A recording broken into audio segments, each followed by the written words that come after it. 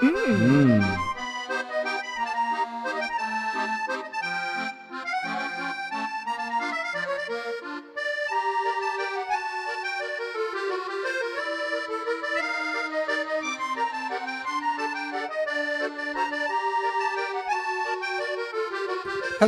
Hi, I am Bruce, and I'm Mark, and I'm the chef in the team, and I'm the writer in the team. Is that and what I you wanted like from baking me? spray, and he doesn't. No, I don't. And so we're going to talk tonight, since there's two of us, and since we've written 31 books. Well, I just turned in the 31st, as you heard yesterday. And since we do this, and those are the ones from us, not counting the ones we've ghostwritten for celebrities. And no, I cannot tell you who the celebs are. There are confidentiality agreements. Some of them. Except for Dr. Phil. We thought we would talk about how chefs and writers balance what they do in cookbooks. Because we're going to talk about who's right, but really the question in cookbooks is it the chef or the writer who's right? And it's rarely, at this point, one person who just writes a book who does the cooking and the writing. That's very unusual anymore. That is an unusual model. Even back when we started doing this, almost 20 years ago, many food writers whose names were on books who were the cooks, they were the chefs, and they had writers writing their books for them, and they just didn't tell anybody. And the writers are kind of behind the scenes. So. Yeah, it's true. And these days, a lot of chefs give writers credit on the book or not, but it's a negotiation. And we just wanted to talk a little bit about what happens in you writing a book, how you negotiate between the chef and the writer, because it's actually a difficult negotiation. Because what chefs want to do, in case you don't know, is not what normal people want to do. And what normal people want to do often conflicts with what writers, the idealists in the room, think they ought to be doing. So all of that causes cookbooks to kind of warp and deform. So we were going to talk about that in some way, right? Yep. In some way. So we just want to show you a couple of videos for a minute, and just we're going to show you a couple of videos, and then after these play, we'll talk about them a little. Here's a way to use goat cheese you may have never thought of. You can turn Chev into a chocolate truffle. Take 6 ounces of semi-sweet chocolate, then you melt it. Afterwards, you mix in 6 ounces of goat cheese and about 2 tablespoons of maple syrup. You're going to let that cool. You're going to roll it in cocoa. Candy making seems hard, but this is really not hard to do. Plus, it's just the kind of thing that you bring out, and everyone loves it.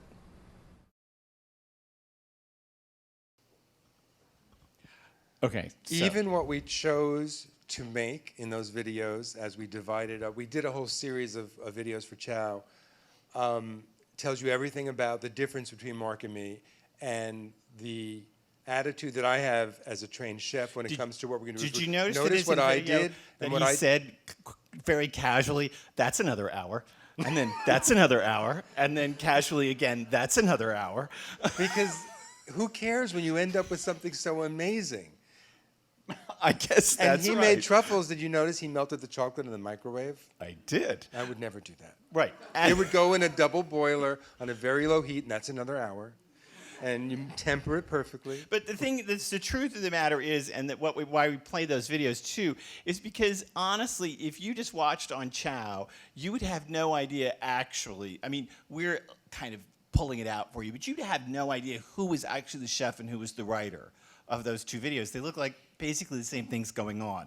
People are cooking and they're standing there and they're making something and it's all jump cut and all this kind of stuff, and you wouldn't actually know the difference between what's going on. Now, of course, we see it. It jumps out to both of us because, again, like Bruce said, I used a microwave. He said things like, oh, it's another hour till it's 220 degrees Fahrenheit and that kind of thing. So it jumps out to us, but it doesn't necessarily jump out to anybody, and that's the way the cookbook business runs at this point.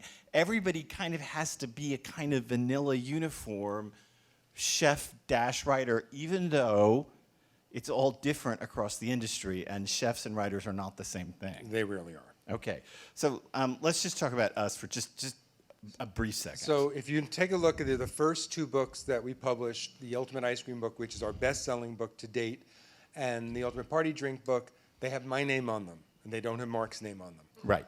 When we started this career, I had published a small little drink book before I met Mark, and then from that book I was able to get an agent, and she took on Mark as well.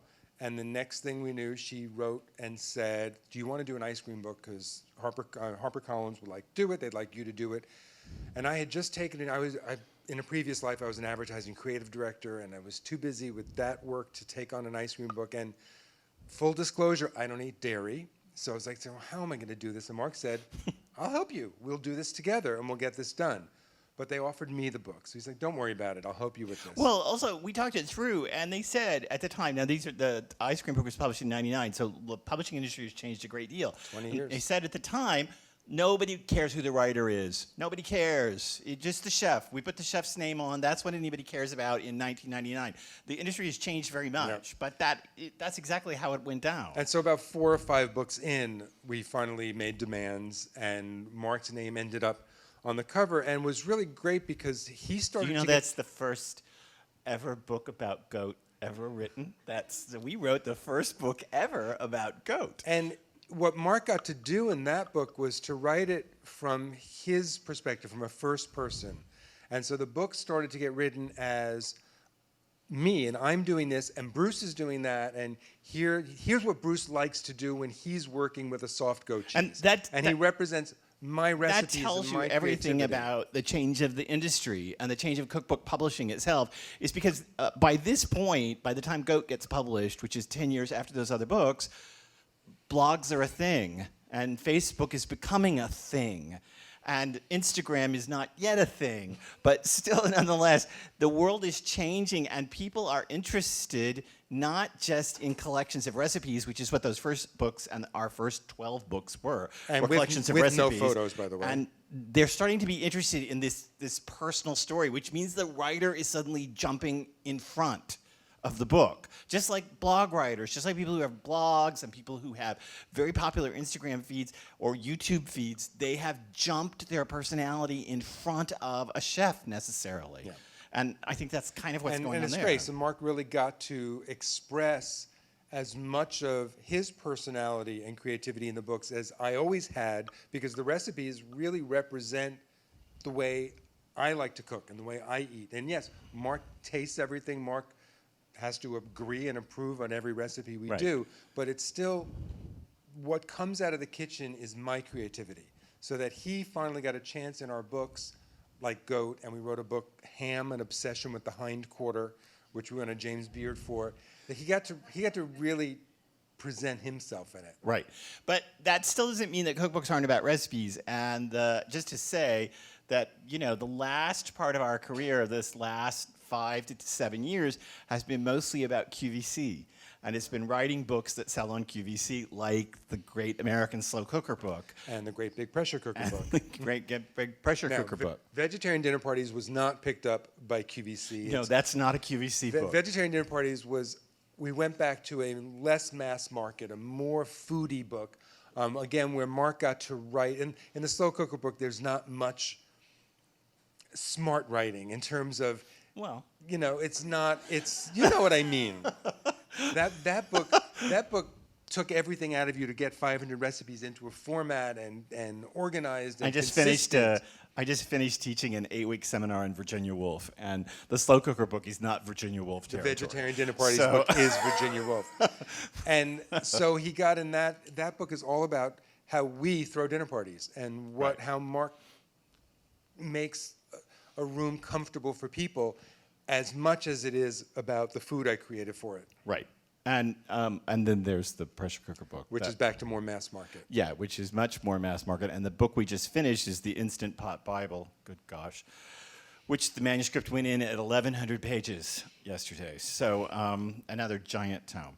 Okay, so we want to talk about, there's kind of 3 steps to writing a cookbook, and we just kind of want to talk about this and the way that chefs and writers negotiate it. And the first step has to do with the idea itself. And it's funny, we're talking about how we do this, but what we're really talking about is the dominant problem in a 30 cookbook career, and it's the dominant problem in long-term business partnerships.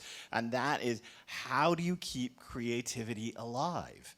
it not only works with business partnerships, it works with marital partnerships and long-time live-in partnerships, but it works in business partnerships too, that over time, creativity has this tendency to die off. You inside stagnate. it. You just Absolutely. You just begin to stagnate as you're. I mean, it's hard to continually come up with ideas. And let's face it, for every idea for a book that we think is brilliant, there's going to be 4 or 5 that our agent doesn't. So now we've already come up with 7 ideas that we think are fantastic, that we've killed ourselves to finesse and come up with, and she's liked 1.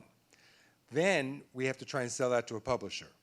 And for every 1 that we get accepted at a publisher, we've had 4 or 5 ideas killed. So all we do is generate ideas between us. We talk about food all the time. We do. And we talk about it both from a passion for it and from a business perspective. Because how are we going to come up with another idea around food that we want to live with intensely for 6 months to a year that we think will interest people enough that they'll buy the book? To be flat honest, just to be honest about cookbooks, it's all been published. If you have an idea, there's already 8 books out that do that idea. Okay, maybe if you're going to become the master of Drew's cooking, okay, you could probably be the first Drew's cookbook out. Do you know what the ethnic group Druze in Israel? You could be the first Drew's cookbook out there, but there's not And you'll gonna be lucky to much. sell 15 copies. There's not going to be much out there. So it's always this constant way of trying to figure out how to bend and twist the idea and keep it creative during the process. So just to say, ideas are driven by originality, of course, and they're driven by this problem of originality. And the problem with creative types, people who want to knit, people who want to draw, people who were singers, musicians, the problem is that they are always striving for the new. And it is the problem with creatives is the new gets tired. You find yourself hard pressed to find it. And so you're trying to balance somewhere between personal expression and this kind of just drive you have as a creative to do something new, whether it's to knit something new or sing something new. You're trying to keep that creativity alive so it doesn't go stale. And keep yourself interested in the task at hand. Because if you keep doing the same thing over and over and over, you get bored. That's right.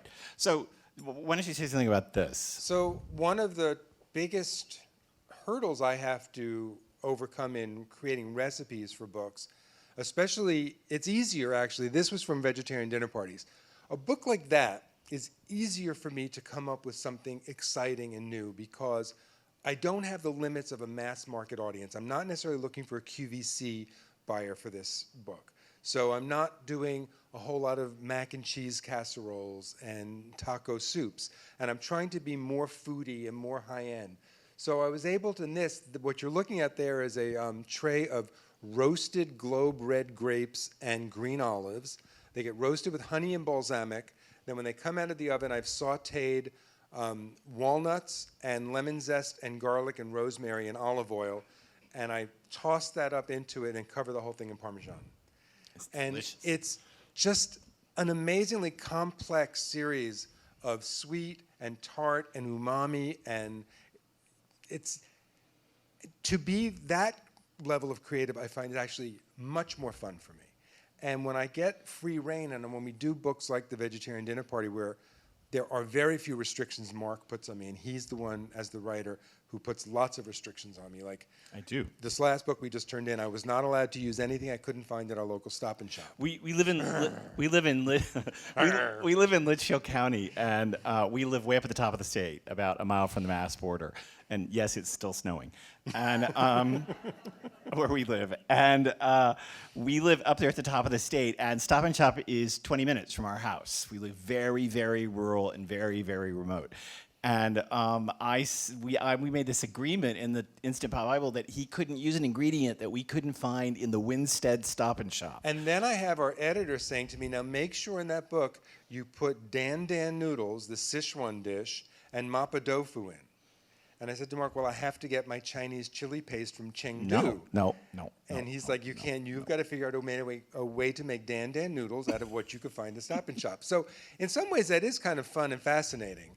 But I have more fun when I get to be super creative in books like vegetarian dinner parties. Okay, so the idea is part originality, and it is also part imitation. Yeah. As I said already, everything's already been written. Dan Noodles. I did not invent Dan Noodles, but I had to find a way Right. to get inspired by it and make it mine. You know, I and mean, one way is making it in a pressure cooker. How because- many lemon meringue pie recipes are there, really? When we lived in New York City once, Bruce found a wallet on the street in front of our building, and it turned out to be a woman who lived in our building. So we got to our apartment, and he called her up. She was very grateful. And, I'd say an 80-year-old woman. And so she was very grateful that her wallet was returned. And about an hour later, there was a knock on our door. And an hour, 2 hours later, and she had a lemon meringue pie in her hands to thank us. And she handed it, and she said, "It's Grover Cleveland's favorite." And I wanted to say, did you date him? It's Grover. Did he give you this recipe? It actually was quite delicious. We ate the whole thing with 2 spoons standing over the sink. However, all that said, there's only so many lemon meringue pie recipes out there. There are other ways to improve it. So, most lemon meringue pies are made with a Swiss meringue. I like to make an Italian meringue, which gives it more of a marshmallow topping. And instead of butter in the lemon curd filling, I actually like to use coconut oil because it gives it a mouthfeel, a little coconuttiness. So there are ways to improve it, ways to take something that everybody knows about and make it your own. And hopefully that's why people then want our recipes and buy our books, even though they know how to make a lemon meringue pie. They know how to make a lasagna. Talk about this instead. So this is something completely different. I had to be in, this was again for vegetarian dinner parties. We were in Siena, and we were in this little restaurant called the Loge, and they had an amuse-bouche came to us before dinner of this tomato gelée on a little shortbread, and it had some blue cheese on it, and we were both undone by that. We were. So I tried to figure out a way to recreate that a home cook could do, and we put it in vegetarian dinner parties. So that's a pistachio shortbread crust, which is just ground up pistachios and flour and butter, and there's no sugar in that. That's just an absolute savory. And then because it's vegetarian, I couldn't use standard gelatin. And I had to figure out how to make the tomato mixture work with agar-agar, which is a seaweed gelatin. Right. And those little black flecks are black pepper, or coarsely ground black pepper. Black pepper, Because right. strawberries and black pepper are such a great combination. Actually, and I thought they'd work great with cherry tomatoes. And then that's I think it's a little blue cheese crema on top. It is. And so I was inspired by this restaurant. And did I steal their recipe? No, but I stole their idea. I stole their concept. I turned it into something that was mine in the way that I could do. And I'm very happy to thank them and tell people that's where the idea came from. Okay, so, it's a constant tension in the idea between originality and imitation. If you ever tried to write anything, if you've ever tried to write a memoir, your life story, if you've ever tried to write a short story, it's a constant balance between innovation and an imitation, constantly, that you're trying to balance. And ultimately, along the way, what happens is you kind of embrace that balance, because that gives you the creative drift, right? It gives you the drift between the two is the creative process, ultimately, that is kind of part of it. Certainly in what we do, and in writing and in food, that is what creativity is. It's finding the balance between something completely original, because let's face it, there is nothing completely original. And especially if you're going to have a chapter on steaks and beef, there's no original there. Everything's been done a piece of steak has been cooked 1,000 ways. So how am I going to imitate a cooked steak that is somewhat original, that gives it the flavors that I like, that you may never have tried before? So it's that balance. Yeah, for example, in the book, our book that's coming out this June, The Kitchen Shortcut Bible, Bruce found a way to make a standard supermarket strip steak taste like a 30-day aged steak. And it was a trick involving grinding dried porcini mushrooms and white pepper together. And by grinding them together, the steak took on, there was one other thing in there too, right? There was ground dried mushrooms and white pepper and something else. And it took on this crazy, It tasted aged. It's all about umami. Yeah. And I got the idea watching this Japanese cooking show, and it was all in Japanese, and some of it was subtitled, some of it wasn't. I think it was just watching it on YouTube. And they were taking ground mushrooms and throwing it into all these dishes to add umami. And all the tasters kept Savoriness. commenting. Savoriness. Yeah. And they kept saying how, it tastes old, it tastes aged, this tastes like a cheese. And I thought, why wouldn't that work on meat? So again, I think I did come up with something there fairly original to use that on a strip steak, but it was an idea I got from watching some technique that clearly some older Japanese chefs were doing. I'm pushing us forward. Great. So that was a bit about Welcome to my originality. life. Yeah, I'm editing you. I'm going to edit you for a minute. And we're going to say that once you come up with the idea, it requires then testing in some way, and something has to be tested, and things have to work. And it's not just this testing. is Bruce's task. And it's not just testing a recipe so that when you go to make it, I know it works. There's a lot of other things go on in testing recipes. I have to make sure the technique I'm doing works. That it's not just that you'll make it work, but that the idea I have in my head is going to actually work when it happens. Right. So what happens in testing is, what we try to do and what you have to do in cookbook writing is you have to take the technique and simplify or elaborate or modify it in some way. And mostly it's simplify it. But That's another hour. right, and the function of testing, there's always another hour, and the function of testing is to try to hone this technique toward a kind of way that makes it explicable but also simplifies it in some dramatic way. But I also want to generally. elaborate on a technique and an idea, Okay. because it can't be too simple. Sometimes Right. things are really, really simple, and there's no reason you need to pick up my book for recipe on how to whip cream. You just don't. You could find out how to do that on any one of 1,000 YouTube videos. So I need to figure out a way to make it more than Right. just whipped cream, to elaborate on it. That's right. That's totally right. So we should say something. This is the jelly roll tiramisu. So why don't you talk about this? About So this is elaborating it? another perfect idea of how do I take something that existed, and it was a typical tiramisu, and this was for our a la mode book where every dessert was paired with an ice cream. And so my idea was to take those flavors of tiramisu and the textures of tiramisu and turn it into a dessert with an ice cream, and I ended up with a jelly roll with a chocolate curd filling and a coffee ice cream. No, mascarpone ice cream. Oh, mascarpone ice cream. Right. Even better. It was mascarpone ice cream. I don't even remember. Too many books. I don't remember them all. So it was, and here it was finding the right technique to make sure that that jelly roll had the right texture, that it was more tiramisu-ish than typical jelly roll. So I don't remember whether it was more eggs or more sugar, but I had to play with it to get that technique right, that it would roll right, that the filling wouldn't ooze out, but would hold when it cut, like a good tiramisu holds its shape. And the flavors had to balance. When you cut a tiramisu and it's all layered perfectly, the flavors just balance. When you're building it differently, I have to work on that balance. Yeah, because the basic question for cookbooks that we ask constantly, just to be honest, is, well, of course, does it taste good? But also, can it be photographed?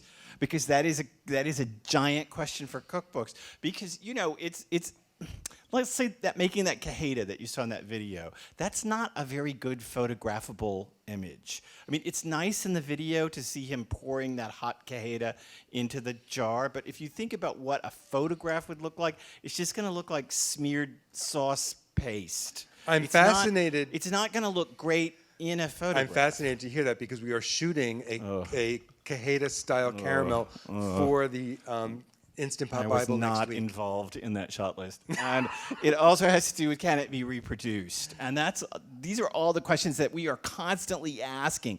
I mean, over the last, we wrote this Instant Pot book in 6 months and 5 months. 5 months. And over the last 5 months, this was the constant question is, can this be reproduced? Is this reproducible? It's great that you've come up with this idea of how to make essentially turkey burger soup, turkey cheeseburger soup, but is everybody going to know how to dump the turkey in little ground bits into it? So when Mark and I would go over recipes like that, and he would ask me questions like that, there were one of two answers. The only two acceptable answers are yes, because you're going to write it very clearly, and I'll tell you how, or B, it doesn't matter, because this soup will be delicious and will look okay no matter how anyone dumps it in. Okay. So, for example, Bruce when we wrote the goat book, Bruce came to a goat cheese maker here in Connecticut, here in southern Connecticut. Beltane Farms. And he went to Beltane Farms and he learned how to make goat cheese. But let me just say that we discovered after 2 days of learning how to make goat cheese that the recipe is not reproducible in a standard cookbook. It is far too complicated. It is far too professional. There are way, way, way too many ways you can die during the process and with what you're making and with what you're eating. There are far too many fatality issues that can be involved in this. So we basically left this as a story in the book about going to goat cheese camp, but we left out any recipes for the actual making of goat cheese because it just was not reproducible without professional help, right? Is that fair? Yes, it's like trying to make your own prosciutto, something you should not do.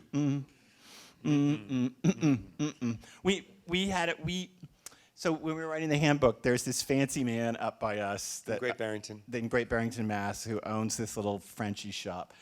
I think he worked for Esprit or Calvin Klein or somebody, but now he's retired, and he runs this fancy little shop. And he said to us, "I will teach you how to make the prosciutto from the pig." So we said, well, we're in for it. So we have a pig first parade every year. We drive it to slaughter, the whole bit, and I got this leg from a pig, and he said, "We will need a champagne crate, you know, the box that champagne comes in, we will need that."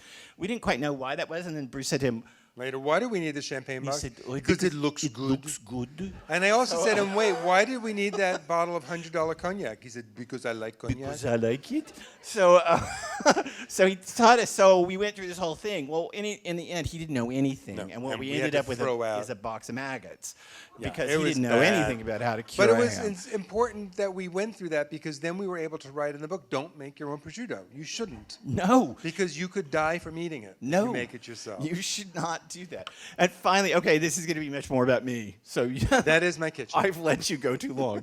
But this is about writing the book. And I just want to talk just a little bit about what it is to write books when they happen. And just let me say that no matter what else happens, books deform recipes. They do. They change recipes dramatically. Just because, you know, we worry about, I don't know what, tomato soup, mac and cheese for a day, doesn't mean that once it lies on a page, it looks the same, or that it even means the same when it's surrounded by broccoli cheddar souffle and something else. Right now, suddenly it doesn't seem so important, that thing that we messed with, because it's been deformed by where it's been placed in the book. And also, books categorize recipes, so they deform them by category automatically. Do you want to add anything to that? No, I like what you're saying because it's like when I spend half a day perfecting this incredible. I did this grilled cheese with chocolate. I was what cheese? Taleggio. It was grilled Taleggio and dark chocolate on sourdough bread for vegetarian dinner parties, and made a caramel dipping sauce for it. And I spent a good half a day trying to figure out the right amount of cheese versus chocolate, the right temperature. To me, that was the most important thing in the world at that moment. But once it's in the book and it's followed by a in the pressure cooker cake book and a- that we wrote that sold on QVC, I think are the copies back there a pressure cooker? I don't have any pressure. Okay, well, anyway, the pressure cooker book that we wrote, you know, he would call me into the kitchen and he would say, "Look at this chicken breast. Look at how it's browned. Can you look Write it that way." Right? And I'm like, yeah, I go back to my computer and like, cook until brown. Because No, there's it's a 500 shades of recipes and we brown. have to fit it in 400 pages. No, but it's like Pantone color 672 that's speckled and it's got. No. Cook until brown. So not That's only another hour. not only that, but of course, books standardize recipes. If you don't know, we can blame everything in our career on Fannie Farmer, because Fannie Farmer ultimately standardized all recipes, is what she did, and it's how she changed the industry and how she created the modern cookbook world. And she changed everything to cups and tablespoons and teaspoons, which now the U.S. holds on to as the final market across the world. Why isn't it grams But like everywhere else? nonetheless, books standardize all those ingredients, and they standardize the process of those ingredients. You know, 1 medium yellow onion chopped about 1 cup. That's standardized a thing now. Now, my medium onion may not be yours, and you may not yield a cup from yours. This is why, in the end, books are kind of working around what's possible. Which is why when you make the same stew that I made and then wrote it out, it's going to be a little different than mine. No matter, even if you follow it exactly, it can't be exact because you do not have the same red onion I had, you do not have the same bottle of olive oil I had, and you don't even have the same salt that I had. The classic one that we talk about between ourselves all the time is we were testing for a feature in Eating Well once. We were testing recipes, and it was a brisket feature. And he was making all these briskets for this magazine article. And it turned out we had exactly the same size and poundage cut of brisket, exactly the same height, depth to the meat, and exactly the same weight. One took 3 hours, one took 3.5 hours, and one took 5.5 hours. Because it depends on the animal it came from, which is why if I had my way, every single recipe in every book would not have timing. It would tell you to cook it until this happens and this happens, until it's tender, until it's brown, until it's falling off the bone. About 1 to 4 hours. Fanny Farmer standardized it. Because to be honest, that if you buy a piece of brisket, it might take you 4 hours. Mine might only take an hour and a half. Because 1 to 4 hours is not helpful when the kids are hungry and you're 20 minutes away from DEFCON 10. Well, then you shouldn't be making brisket. So you can't do that, and also that's why they invented fish sticks. That's also what Fanny Farmer did. She standardized the measurements and standardized the timing, and finally, books put recipes in context, and this is really important. And this is most of my job, is trying to figure out how to contextualize a recipe so that it will make sense. I have a really I teach a lot of literature and art, so just give me this, and I'll show you. This is my example of contextualizing. So if you look at this Van Gogh painting, right?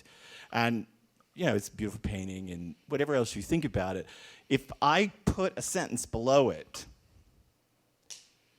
this sentence has changed the meaning of that painting. The painting is no longer the same painting because it has now been contextualized.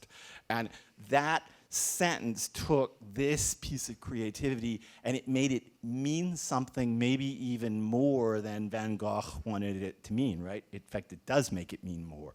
Suddenly those birds mean a lot more than just shapes in the sky. So when Mark writes a head note, my balsamic vinegar means that much more to it. Yeah, that must be it. Yeah, no, not so much. So, there's just all kinds of textual apparatus that surrounds recipes, and our books are heavy on apparatus. They're heavy on sidebars and endnotes and long head notes, and they're heavy on apparatus flying all around the recipes on the page. Marginalia. All the marginalia. And that is all contextualizing the recipe in some important way. And people tell me all the time, they'll read the books and they'll say, it's not even your recipes. I love what's written all around them. I'm like, thank you. So we just want to play you a little bit about how everything we just said, how it all kind of comes together. And this is really absurdly silly, but we thought we'd just play it for you just to show you how ultimately this comes together. Hi, I'm Bruce Weinstein. And I'm hungry. He's Mark Scarbrough. We have a little sesame oil in a wok, and to that, I'm adding some pork tenderloin. Is it ready? Almost. Now I have some red bell peppers. And the secret ingredient for this one, we have a little chicken stock with soy sauce and peanut butter. Ooh. Another ingredient used often in stir fries to help add a lot of flavor fast. Now it's into stir. Can you tell on the team that I'm the chef and Mark's the writer? Well, you're a good team then. That's how you come up with these fabulous cookbooks. Can you tell how you're sleeping in the car tonight? I can actually be in the kitchen without Bruce. It's a really big deal. A lot of recipes that say brown meatballs on all sides. Uh-oh. Geometry alert. Geometry alert. Remember? Meatballs are round, they kind of don't have sides, so you just want to keep turning them till they're kind of browned all over. When I was a kid, my mother used to give me olive loaf, and I used to beg for this. I used to beg for peanut butter, because I think sad childhood you must have had. Well, I think she thought, with olive loaf, white bread, and mayonnaise, she was going to keep me straight at any cost. Oh, yeah, well, it didn't work. I can make waffles faster than Mark can get the coffee going. It's not true. And in goes the batter. Look at that. So now while my waffle bakes, we'll watch Mark continue to make coffee. Everybody thinks eating turkey makes you sleepy. They're wrong. The holiday's here. Everyone's on their way for dinner. And you forgot to thaw the turkey. No problem. You can cook it frozen. Here's a way to use goat cheese you may have never thought of. You can turn Chev into a chocolate truffle. I have drippage. You have drippage. I have drippage. I have a thimble of coffee. And a little maple syrup. Okay, so it's something about how it ultimately finally has to work and it has to come together and there has to be some kind of balance between a writer and a chef to make a book in some way. So, I guess we've come to the end. So, do you have any questions? Open the floor up to questions. Yes, ma'am, please. So what if that pistachio tart with the gelatin and the blue cheese situation on top, what if that person walked into your kitchen and went, hey, that's my recipe? Well, it's not their recipe. They were serving it was their concept, which I evolved, changed some of the flavors around, put a different kind of crust on the bottom, used an all vegetable-based gelatin and made it mine. So there's no sort of trademark. No, you cannot copyright. You cannot a copy. You cannot copyright an ingredient You list. can't copyright an ingredient An list. ingredient list is not copyrightable. Yeah. It can. The process is copyrightable, and the head note is copyrightable. how it's worded. We can end up You- telling you to do the same technique with different words, and then You cannot can't- copyright a recipe title or the ingredient list. It is just not just copyrightable. the method on the bottom. So I could technically, I mean, I'm not, but I could technically take Julia Child's recipe for blah, right, and just steal her list, her ingredient list, and just rewrite the copy at the bottom. That seems to me disingenuous, and ultimately you're going to get caught. Someone's going to be If smart we enough do to that, catch you. if we evolve someone else's recipe, not a concept. Often if we take a concept very closely, we'll thank them in the book. We'll say, you know, this was inspired, in the head note, we'll say this was inspired by a restaurant we went to in Siena. Right. But if we actually take someone's recipe, first we will get permission from them to do so. Say in the head note, this started as so-and-so's recipe, and we will thank them and say that Well, that's what this for example, is. in the Instant Pot Bible that I'm still way too close to, the marinara sauce is essentially Marcella Hazan's turned into an Instant Pot recipe her for classic, marinara. Her classic butter marinara, So where she takes... I say that in the head note. This is Marcella Hazan's sauce, but it's been now revamped and made because Instant Pots have certain problems. You have to have more liquid, la la la la. But it doesn't matter. But it's been turned. I'll give you another example. Bruce is a knitter, and when he's not cooking, he knits crazy, and he has knitting classes online, and he sells his patterns through Craftsy. And we were watching The Crown this winter. I don't know if you watched The Crown too, but there was this moment in which Philip is on. Matt Smith, but Philip is on the royal yacht Britannia, and he's wearing this blue sweater with white dots all over it. And I said, "You have to make that sweater. That sweater has to be made, and you have to figure out how to make Prince Philip's sweater." And I did. I worked on it for about 2 weeks. You did. Figured out how to make that pattern work. Designed the sweater so that it looked pretty close to that. And I call it the Britannia sweater, inspired by the Crown. And it's for sale with the yarn as a kit on Craftsy. Right. So, I mean, so that's clearly mimicking it closer to mimicry than it is to like creating on itself. Did we do good with your questions? Okay, good. Other questions? Yes, ma'am. Have you ever thought or been approached about doing a talk show on TV or doing a show of your own? Yes, Yes. we have. And in fact, we actually sold a show 12 years ago called How to Write a Cookbook to the Discovery Network. And in the end, we could not agree to a contract with them because they were actually demanding, usually you think you do a TV show and you get paid. They told us that with a TV show, we would have to give them 10% of our gross income for the rest of our lives. In including perpetuity. including retirement and Social Security. And when I said, does in perpetuity mean my Social Security? And they said, yes. And our lawyer and our We agent walked could away not from the get deal. them. They said, because their feeling is, if you're on TV, you'll make that much more money and you will have to then give us some of it forever. And I said, but what if you cancel the show in the year? They said, too bad. So we did TV not. So is that's how we didn't it's get a it. it's a mall, and you either want to go into it or you don't. And clearly, we didn't in the end. I wasn't because it willing was to too do that. hard, and it was going to involve. You know, there's the old days when Jacques and Julia started out, when contracts were not as restrictive also as they are PBS. now. Now contracts are super restrictive, and you basically sign away your life to the network, to that network. We had a big problem with Craftsy because we have Craftsy Do cooking you classes. guys know what Craftsy is? Craftsy.com is a website where you could take classes on any craft, from knitting, cooking, sewing, Cabinet making, cabinet gardening. making, soap making, and you buy they have a subscription model where you pay $20 a month, you can watch all the classes, or you could buy a class for like $20 and you have lifetime access to the 7 hours of this class. And you have access to the instructors. You can stop the video at any moment and ask the instructor. So, like, I get emails every morning. You know, people have looked at 1.12, 1 minute 12 and in, and Mark asked and a I question. have 4 cooking classes on Craftsy, and I have 1 knitting class. And when we first went to Craftsy and we signed our contracts with them, it was an old model. It was like, we're going to pay you to do these, you'll get a royalty on them. Well, they were sold, Craftsy sold itself This is what to I was NBC. saying. And so now the new contracts basically say what?